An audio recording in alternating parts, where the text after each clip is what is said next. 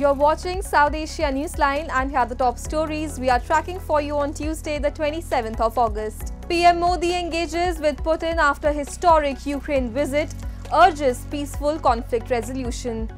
Death toll rises to 70 in militant attacks in Pakistan's Balochistan, government vows action. And PM Oli reaffirms Nepal's commitment to neutrality amid India-China rivalry.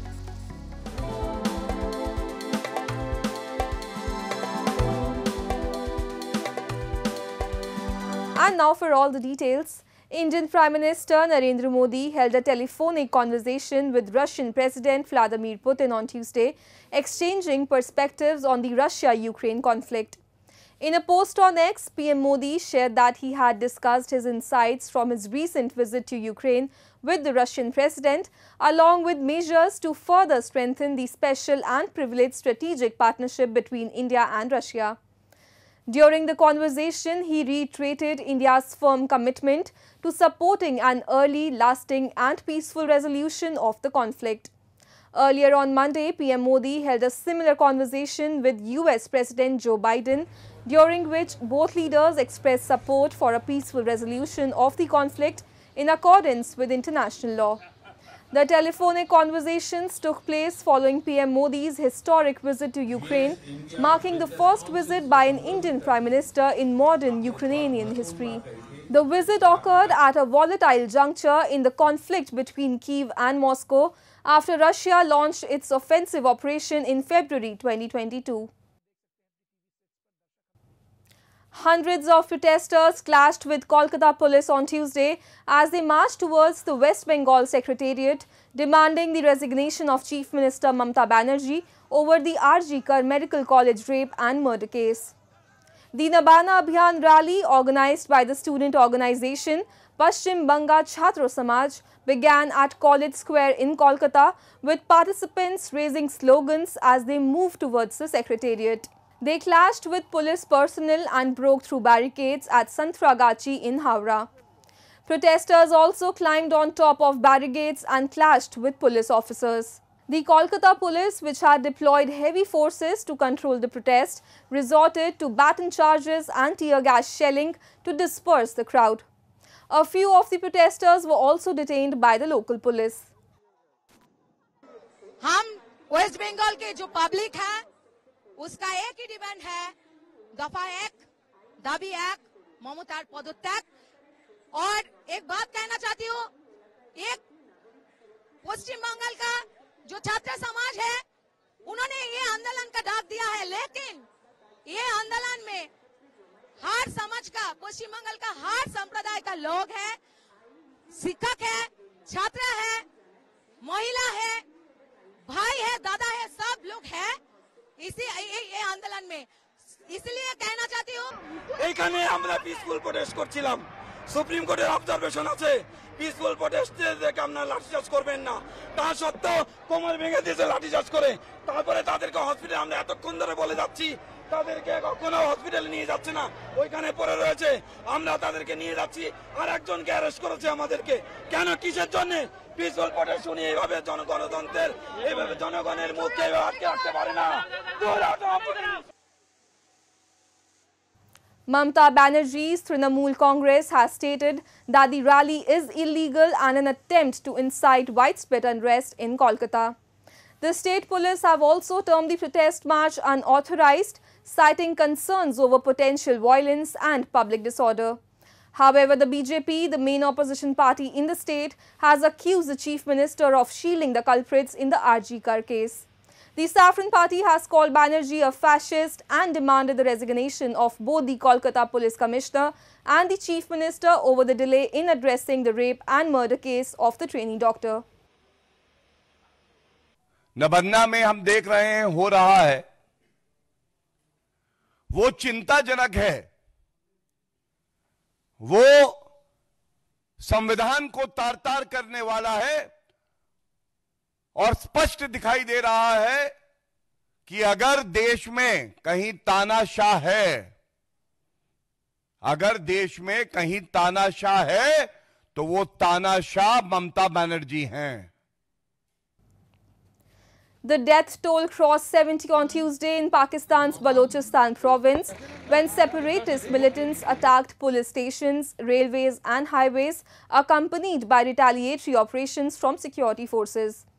Prime Minister Shehbaz Sharif vowed that security forces would retaliate and bring those responsible to justice. Pakistan's military said 14 soldiers and police and 21 militants were killed in fighting after the largest of the attacks, which targeted buses and trucks on major highway. Pakistan also held funeral prayers for security personnel killed in Balochistan province. The Balochistan Liberation Army has taken responsibility for the attack and said 4 suicide bombers, including a woman from Gwadar, had been involved in an attack. Pakistani authorities did not confirm the suicide blast, but the provincial chief minister said 3 people had been killed at the base. The assaults were the most widespread in years by ethnic militants fighting a decade-long insurgency to win secession of resource-rich southwestern province, home to major China-led projects such as a port and a gold and copper mine. Residents of Pakistan-occupied Jammu and Kashmir are urging immediate action to address climate change due to severe heat waves. They reported dangerous drowning incidents involving children swimming in rivers and have called for widespread tree planting to combat these extreme conditions. A report. Residents in Pakistan-occupied Jammu and Kashmir stress the urgent need for climate change mitigation because of scorching heat in the region. The residents claim that intense summer temperatures have led children to swim in rivers that are partially covered with snow, resulting in dangerous drowning incidents. They further called for widespread tree planting efforts to help mitigate the effects of climate change. नाजायज़ इस्तेमाल नहीं करनी चाहिए और उसकी वजह से ये है जो एनवायरनमेंट हमारी ख़राब हो रही है। दरियाओं में बच्चे देखें आप, छोटी बस्तियों के कुछ नहा रहे हैं, कुछ मतलब इधर जा रहे हैं, उधर जा रहे हैं और हादसात का भी शिकार हो रहे हैं।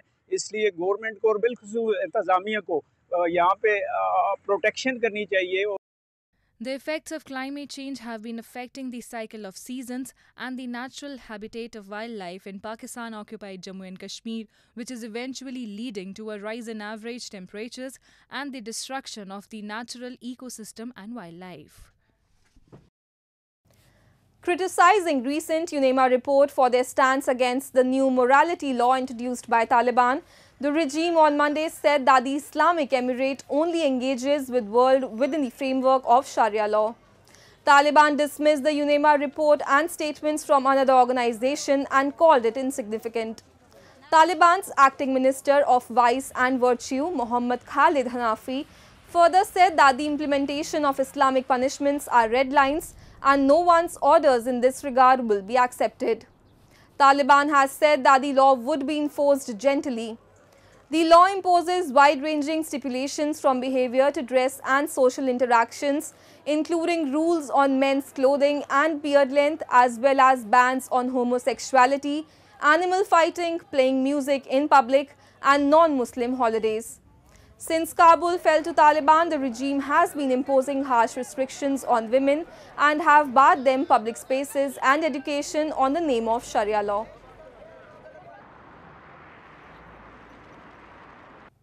The election observers from the European Union on Tuesday called on Sri Lankan Prime Minister Dinesh Gunawardene ahead of the deployment of 26 observers to follow the campaign for the country's upcoming elections.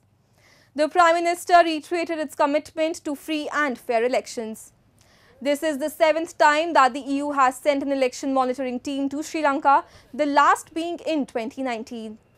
The observers in a statement said that the team will conduct an interim report immediately after the election and the report will be followed up by a full report. Gunawardene also assured the EU that all the decisions of the elections, including the allocation of budgetary requirements, will be made by the Independent Election Commission. Sri Lanka will go to polls on September 21. A record number of 39 candidates are in the fray for the upcoming presidential election. Nepal's Prime Minister KP Sharma Oli on Monday said that the Himalayan nation would pursue a balanced foreign policy with both of its neighbors, India and China. During the book launch of former Foreign Minister Kamal Thapa, Oli stated that the sovereignty is equal for all countries, regardless of their size. Geopolitics is about safeguarding our legitimate national interest. We must clearly communicate our concerns and positions to our neighbours, as we do not play one against the other, Oli was quoted as saying by the Kathmandu Post. He emphasized that Nepal will not allow its soil to be used against any neighbour and expects the same treatment from its neighbours. The landlocked Himalayan nation has long served as a natural buffer between the two powers, China and India. Both neighbours have jostled for influence, pouring billions of dollars into aid and infrastructure investment in the country. That's all in tonight's edition. We will see you same time tomorrow. Good night.